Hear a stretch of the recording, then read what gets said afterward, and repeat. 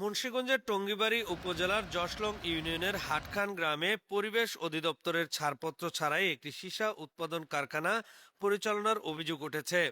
স্থানীয়দের দাবি, প্রতিদিন গভীর রাতে পরিত্যক্ত ব্যাটারি পুড়িয়ে সীসা উত্তোলন করা হয়। এতে নিগৃহীত বিষাক্ত ধোঁয়া হাটকান, কাঠাদিয়া, শিমুলিয়া, মাকাহাটি ও আলদিবাজার সহ আশপাশের কয়েকটি গ্রামের পরিবেশ ও জনস্বাস্থ্য মারাত্মক হুমকির মুখে পড়েছে। সরজমিনে অনুসন্ধানে নিউজ71.টিভির টিম দেখতে পান রাস্তার পাশে উঁচু দেয়ালে ঘেরা একটি কারখানা। বাহিরে থেকে ভেতরের কার্যক্রম দেখা সম্ভব না হলেও স্থানীয়দের ভাষ্য, রাত গভীর হলেই কারখানার ভেতরে পুরানো লেড অ্যাসিড ব্যাটারি পোড়ানো হয়। পরে সেখান থেকে সীসা সংগ্রহ করা হয়। অভিযোগ রয়েছে, পুরো প্রক্রিয়ায় নিগৃহীত ঘন কালো ও বিষাক্ত ধোঁয়া আশপাশের বিস্তীর্ণ এলাকা ছড়িয়ে পড়ে। স্থানীয় বাসিন্দারা জানান, রাতের বেলায় জানালার দরজা বন্ধ রেখেও দুর্গন্ধ ও বিষাক্ত ধোঁয়া ঘরের ভিতরে প্রবেশ করে। এর ফলে শিশু, বয়স্ক, শ্বাসকষ্টে আক্রান্ত ব্যক্তিরা সবচেয়ে বেশি ভোগান্তিতে পড়ছেন।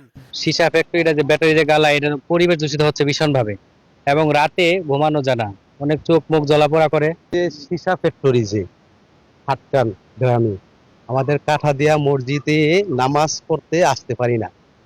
এটা নিঃশ্বাস নেওয়া যায় না, নিঃশ্বাস নেওয়া যায় না। এটা রুমের জায়গা, গ্যাস তো জমেই, গ্যাস তো হয়, কাজ আছে, গ্যাস নেই। ফ্যান আমি অফ করে দিই। আমার ছোট ছোট বাচ্চা আছে, আমার ওই নাতি আছে, শিশু ছোট বাচ্চা, ওর ওর যাতে নিঃশ্বাসটা না যায়, ফ্যান আমি বন্ধ করে দিই। গরম, আমার রুমে অনেক গরম, বাতাস তো যাই না, আমি আটকাই না চারে ধরে। আমার রুমের বিল্ডিং, ফ্যান এটাই না নেই, ওটা আমি জনগণ এই এলাকায় বসবাস কি করব না, সরকার এটা উত্তর করব না। সরকার কি আমরা বানাইছি না, আমরা ভোট দিছি না সরকারের। পাশের গ্রামে, হাটকান গ্রামে, এই কালাম মাতবরের বাড়িতে একটা ব্যাটারি পুরানের বা ব্যাটারি তৈরি করার কারখানা তৈরি হচ্ছে। যখন এটা তৈরি আরম্ভ করে, আগুন জ্বালায়, ভীষণ ধোঁয়া হয়। এই ধোঁয়াতে আমরা থাকতে পারি না, এত গন্ধ খারাপ। এই গন্ধের দু একটা কয়েকটা গরু মারা গেছে, আমরা ঘুমাইতে পারি না। এটার জন্য বারবার আমরা চেষ্টা করছি প্রশাসনকে জানানোর জন্য, আমরা তারা কোনো কর্ণপাত করে নাই। আমরা এখন সাংবাদিক ভাইদের মাধ্যমে এটা যেন প্রশাসন জানতে পারে, আমরা যেন এটা প্রতিকার পাই, আমাদের জীবন যেন রক্ষা হয়, সে ব্যবস্থা করার জন্য আপনাদের কাছে বিশেষ অনুরোধ। হইলো যে এই সীসা কারখানা, এটার জন্য জনগণ যে সাফার করতেছে, বিশেষ করে কাঠাদিয়া শিবলী ইউনিয়নের 1 নং ওয়ার্ডের ছোট এবং মুরব্বী বয়স্ক মিলা প্রায় 5,000 লোক আছে। এই 5,000 লোক সরাসরি সাফার করতেছে। তো জনগণের একটাই প্রত্যাশা, এর থেকে পরিত্রাণ চায়। রাত্রে সীসা 12টা থেকে নিয়ে সীসা পোড়ানোর কারণে এই সীসার যে একটা দুর্গন্ধ এবং এটা ধোঁয়া চতুর্দিকে ছড়ায় পড়ে, এটা গ্যাসটা চতুর্দিকে ছড়ায় পড়ে।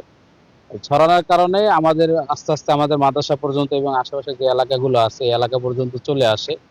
ফলে আমাদের এই বাচ্চাদের শ্বাস নিতে এবং শ্বাস ছাড়তে খুব কষ্ট হয়, প্রায় দম বন্ধ হওয়ার মতন এরকম একটা অবস্থা হয়। স্থানীয়দের আরও অভিযোগ, কারখানাটি পরিবেশ অধিদপ্তরের বৈধ পরিবেশগত ছাড়পত্র ছাড়াই পরিচালিত হচ্ছে। এ বিষয়ে সত্যতা যাচাই করতে নিউজ71.টিভির টিম কারখানায় গেলে ভেতরে প্রবেশের অনুমতি দেওয়া হয়নি। পরে কারখানার সঙ্গে সংশ্লিষ্ট শামীম গাজী নামে এক ব্যক্তির সঙ্গে মুঠোফোনে যোগাযোগ করা হলে তিনি বলেন,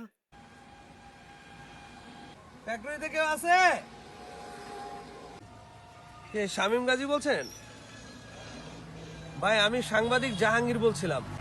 ভাই, ওই যে আপনাদের এখানে একটা আছে, একটা ফ্যাক্টরি আছে, ব্যাটারি গলান, ব্যাটারি পোড়েন মনে হয় না?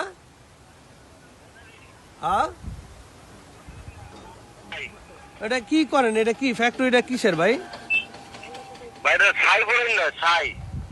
ছাই পোড়ান না ফ্যাক্টরি? তাইলে এমনি ছাই পোড়ায়?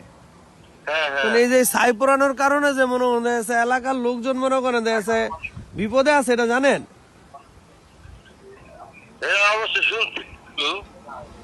এটা কি আপনাকে অনুমতি দিছে কে? আপনার কোন জায়গা থেকে অনুমতি নিচ্ছেন এটা করে ছাই পোড়ানোর জন্য? এ বিষয়ে জানতে চাইলে পরিবেশ অধিদপ্তরের মুন্সিগঞ্জ জেলা কার্যালয়ের উপপরিচালক মিজানুর রহমান বলেন, ধন্যবাদ। এই ধরনের ব্যাটারি পোড়ানো মানে পুরাতন ব্যাটারি পুরায় কোনো প্রতিষ্ঠান তৈরি করা হয়েছে এগুলো, এই ধরনের কোনো প্রতিষ্ঠানকে আমরা ছাড়পত্র টঙ্গিবাড়ি এলাকায় কোনো ছাড়পত্র দেওয়া হয়নি বা দেওয়া হয় না।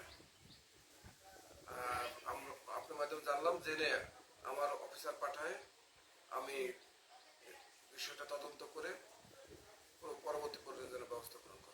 এদিকে টঙ্গিবাড়ি উপজেলা নির্বাহী কর্মকর্তা তাহমিনা আক্তারের কাছে অবৈধ সীসা উৎপাদনকারী প্রতিষ্ঠান সম্পর্কে জানতে চাইলে তিনি বলেন, এটা হচ্ছে গতকাল আমি অবগত হয়েছি বিষয়টা নিয়ে, এবং এটা যেহেতু এটা জনস্বাস্থ্যের জন্য খুব ক্ষতিকারক বিষয়টা, এটার আসলে আমরা খুব অচিরেই ব্যবস্থা নিব, হ্যাঁ, আইনানুগ ব্যবস্থা নেব।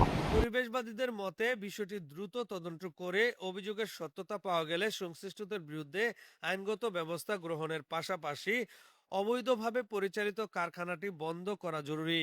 অন্যথায় পরিবেশ দূষণের পাশাপাশি জনস্বাস্থ্যের উপর ভয়াবহ প্রভাব ভবিষ্যতে আরো প্রকট আকার ধারণ করতে পারে। Mohammad Jahangir Alam, news 71.tv, Munshiganj.